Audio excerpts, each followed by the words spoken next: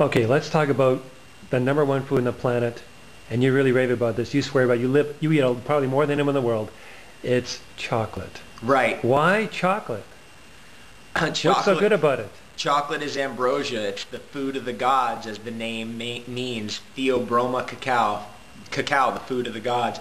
What is so great about chocolate? Chocolate is the great delivery system of all the great medicinal herbs and superfoods.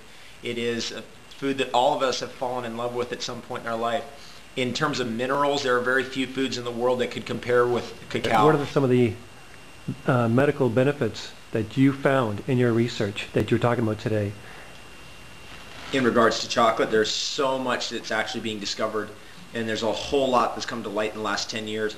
First of all chocolate is made out of a nut, not a bean, a nut, and it's called the cacao bean or cocoa bean, C-O-C-O-A. The real word is C-A-C-A-O, and that nut is the most widely eaten nut in the world that nobody actually eats. We've all eaten a processed form of it. We've all eaten what we call chocolate, these different chocolate bars and chocolate products and chocolate powders and chocolate additives that have gotten into our food. Well, when we got really to the source of what this is all about, which is the cacao nut, it's sometimes called the cacao bean, we found out a whole lot of stuff. One of the things we found out is that cacao is the highest antioxidant food in the world that's ever been tested in its whole food form. One cacao bean, which is about the size of an almond, is equivalent in nutrition to about 16 almonds. So it's about a 1 to 16. That means you can't eat like 50 cacao beans in the way you could eat 50 almonds in a sitting. It's something that really demands a lot of respect because it's so rich. When the chocolate industry got to testing how complex this food was, they found out there was at least 1,200 constituents just of flavor. To give you a comparison, there are 4 constituents of flavor in vanilla. In chocolate, there are over 1,200. So they were able to artificially knock off vanilla years ago, but they never could artificially knock off the flavor of chocolate. In general constituents of chocolate, we're looking at 3,600 different chemical compounds that we know of that comprise this most incredible food. The research is pointing to a number of things now. It's conclusive. One, the more chocolate you eat, the longer you live, even if it's junk chocolate. That is proven. That's a fact. Actually, multiple studies have shown that if you eat chocolate, especially a lot of chocolate, you're less likely to die of any condition, especially cardiovascular disease, regardless if you're a smoker, if you're obese, or if you have other health troubles. On top of that, there's a huge amount of research now that's saying that this high antioxidant property of cacao is really responsible for actually cleaning out our arteries, and it's keeping plaque from sticking to our arteries. These polyphenols have been shown to keep our arteries young for a very long time. Therefore, you're less likely to die not only of a heart attack, but also of a stroke or any cardiovascular related disease. Going beyond that, I just read a study today that cacao has been implicated in lowering stress levels. Catecholamines and other neurotransmitters that are being secreted through the urine decrease when we eat cacao, meaning that our stress level goes down. Cortisol has been found to decrease when we eat cacao. So cacao is an anti-stress food, or chocolate is an anti-stress food. Going beyond that, one of the things I love about chocolate is it's so lovely to eat, right? It's such a pleasure to eat, and this is indicating something about chocolate that we all have known all along, and that is that it's a wonderful taste sensation and flavor sensation, and therefore from that we're likely to have a good time, and from that we're liable to have nice good feelings going through our body, and that's what creates health actually. Like, what's health? It's how you're feeling day to day, moment to moment. Well, when you eat chocolate and you feel good and you feel that rush, guess what that does for you? It actually makes you healthier. Beyond that, there's a whole range of information now that's stating that cacao is excellent for our heart and our brain and reproductive system due to its magnesium content. It turns out that cacao is the highest magnesium content food in the world of all commercially available common foods. It's about 10 times higher than anything else, which indicates it has therapeutic amounts of magnesium. The number one major mineral deficiency in the Western world is magnesium deficiency. Hormones, magnesium regulates our heart, magnesium regulates our brain. A magnesium deficiency can cause all the symptoms that we currently today call, or name ADD or ADHD. If we eat enough chocolate, we can actually get the magnesium back into our body in a natural way. At least that's one way to go about it.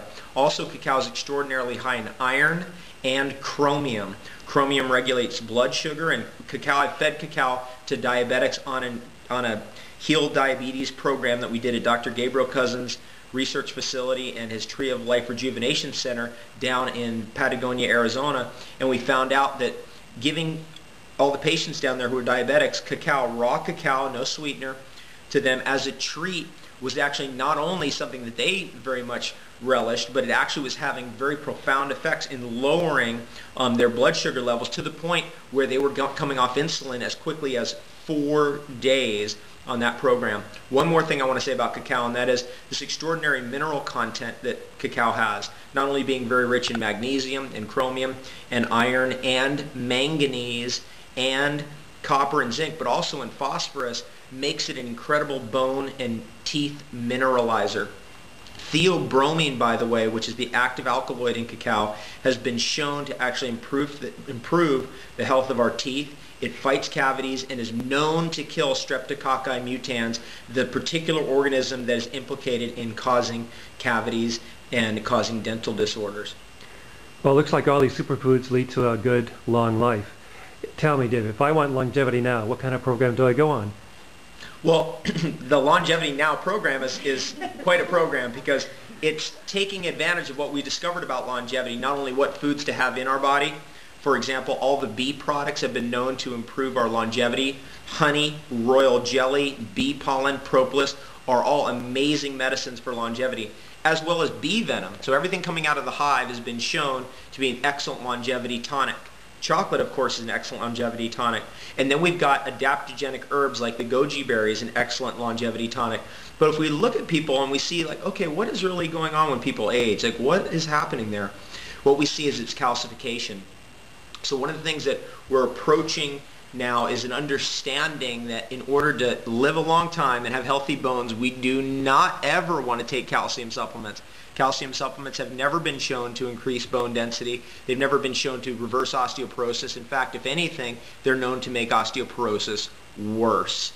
Now, what in the world does that mean? All these calcium supplements that are out there, I mean, shouldn't we be taking that for our bones? Absolutely not. There's never been a study, again, that's shown that calcium supplements have anything to do with bone density. And then they try to trick you and say, well, now we've added all these trace minerals to make the calcium work. So the calcium supplement isn't calcium anymore. It now has magnesium in it and silica in it, and now it has phosphorus and perhaps boron or something like that in it. It's actually those things that work, not the calcium, right? So we might as well go there, get rid of the calcium, because the calcium, it creates sediment in our body. It's like sand. It's like sand in the gears. But it's even worse than that, because it appears that this calcification problem that occurs with aging may in fact be an infectious disease issue, meaning that arthritis and that calcification, cataracts and that calcification of the eye, kidney stones, and again another form of calcification, calcification of our coronary artery, again another form of calcification, that these things may actually be caused by coral-like or oyster-like or microscopic mollusk-like or mussel-like organisms that are like barnacles that can get into our system and build a coral reef and eventually cause plaque to build up, that may be in fact what's getting us. Now that makes sense because we're an ocean on the inside, so calcium-forming microorganisms the size of a virus may in fact be the cause, the primary cause of aging. We hear a lot of talk about telomeres and telomerase and that our chromosomes are being clipped early and that's what's actually getting us in the end. It's not true. Actually, what's going to get us way before anything like that can get us is calcification, that we get gummed up with debris or silt of coral or barnacles.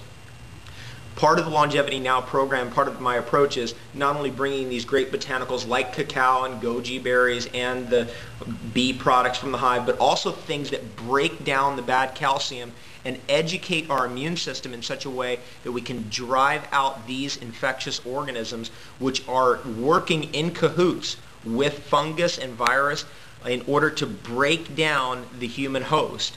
And they are truly actually parasites, just like mollusks or an oyster or barnacle is a parasite in the ocean.